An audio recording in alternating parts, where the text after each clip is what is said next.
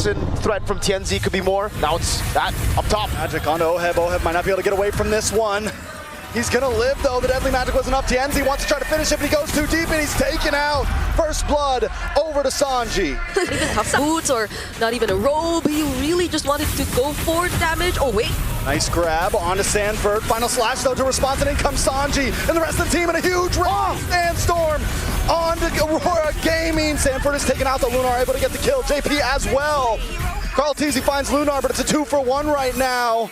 Pagu, Rosa, TNZ back under the tower, but a decent trade for Aurora Gaming. Yeah, really good. At least they were able to force it slightly under the turret. Rosa though, okay, there's no turtle. Lunar is there too, but he's getting poked down by Sanford here. Oh, they go for the setup. Whoa!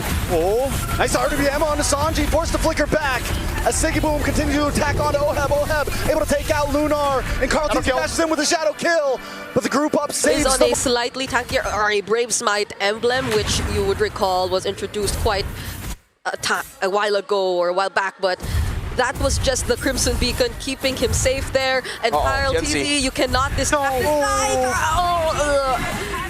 Yeah, you can't distract this guy. They have so much mobility that it bypasses that escape tool. Sanford once again with a huge final slash. In comes Sanji. The shifting clouds, but it's not enough. Rosa. Oheb taken out as Oheb threads through, but Siggy Boom jumps into the midst of it and takes out Sanji and Oheb. One, but in comes Carl Teasy. The final hit onto Sanford. Siggy Boom still in the back line. 3-for-1. Aurora Gaming still wins out in these trades. Maybe Sandstorm on TNZ. See? Magic Trick's back. Out comes the RWM, and Rosa catches 3 with the shifting clouds as well from Lunar. Carl tries to come in. He's looking for the shadow kill, but he's just stuck right now. Has to dash back. Sanford's gonna be the next on the block as Carl Teasy falls next. And Aurora Gaming are looking to even the score. By the way, the shifting clouds actually brought Liquid out of the real world manipulation, but the damage was still enough for Aurora Gaming. Lunar got a triple, and that's gonna be a massive problem for them moving forward. And it was just complete disrespect from Team Liquid. Again, you have the mobility, but it doesn't mean you have to chase TNZ like that. They use all their research. Could potentially turn things around for Team Liquid here. It's really that final slash onto the right target that could shift things a bit towards their favor. Yeah, it really seems like for Aurora Gaming, coming into this mid-game, I thought there would be more physical defense items, but they're still going for like traditional build paths here. Even the Oracle straight for Lunar, despite not having any more healing from the rest of the team here. So again, I would like to have that Pagu. You're gonna get pulled back. It's gonna be enough to take him out. The final deadly magic comes through. And a beautiful RWM to keep TL at bay. They claim JP for their own. That's a ZRWM, a zoning real world manipulation. So well played, but now 2 big ultimates are down, and Team Liquid might want to pounce. Carl Teasy still holding the back side. Are they gonna make an angle? Okay. They might just be Lunar! for that. Oh. Beautiful shifting clouds. Carl Teasy's gone as Siggy Boom jumps into the backside. A blazing duet from Oheb, but it is defensive. Pagu's looking for the next target, and Sanji's off the map as well. Sanford, one of the last 2 members standing, will not stand a chance.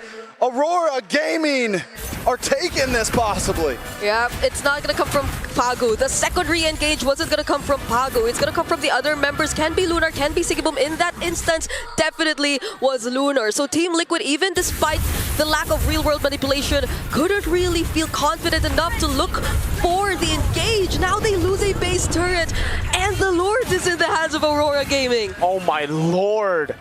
And again, you see it. We were talking about it, right? What is the Khalid gonna do when you're 0-3, when you're behind? Dude, he got melted. Pagu was just like, all right, I understand. Earlier, he really should have just gone for the Divine Judgment, but he played it safe. Then they realized, wait, we can actually just burst this guy like he's nothing.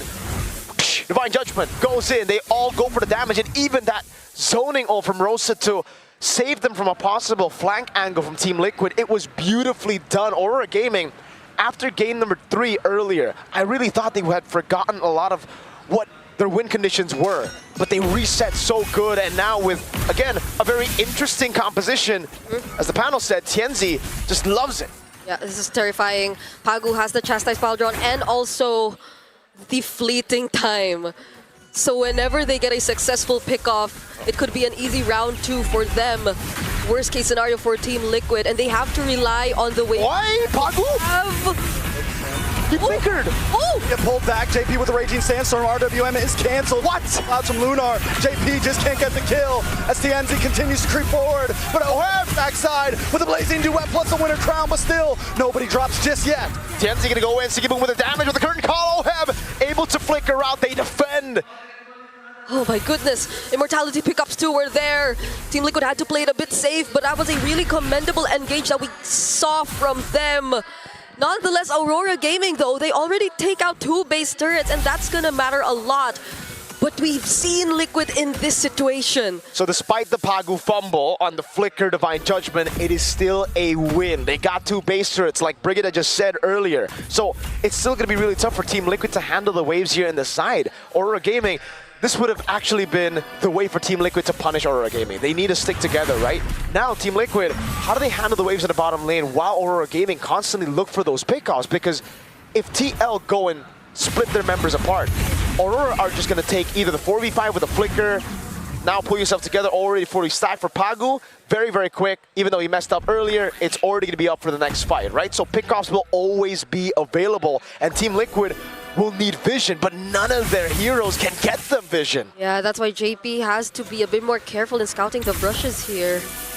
I do want to say I think Aurora Gaming maybe pushing a little too hard here. Needs to still keep it slow. It's still TL that you're up against. They do gain position. They wanted that pickoff a second ago, but that could have been risky, so I like the fact that they backed off, gained position over the Lord. Yeah. I really consider who Liquid are willing to send to the opposite lane to here, because ideally it'll be Carl TZ with a bit more of the mobility to get back somehow despite the nerfs on the Shadow of the Hayabusa. Oheb, it's not really coupled with the Lui, so there's no easy way to go for those opposite lane manages, but this is what makes it terrifying. Look at where TNZ and Rosa currently are positioned across the map. You couldn't just send out anyone at this point to take care of the lanes. Chastise Pauldron and the Melfic gun again. It's the pickoff call. TZ! Oh, he checks the bush, and they go for the sentry. They're able to reveal, they get that vision onto Aurora Gaming, but it's gonna be down for quite a bit now, and that's another window that opens for Aurora Gaming that starts to close off for Team Liquid. Okay, they're gonna go for JP here. Sanford and Sanji. Oh! Wasted out, a beautiful Winter Crown from Sanji. Carl TZ is looking for an angle now as well. Team Liquid making their way in. Pagu getting caught up by Oheb. Sigiboom taking some damage as well. TNZ's forced to flick back with a hat trick. Okay.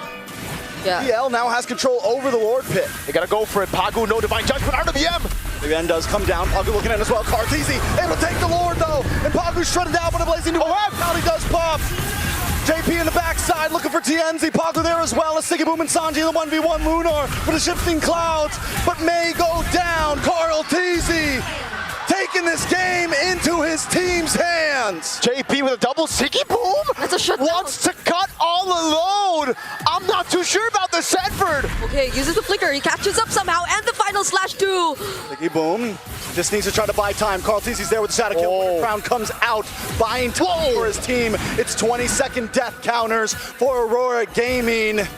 But the Lord, the game is back into a possible Team Liquid advantage. And again, well played. Hey, I question it.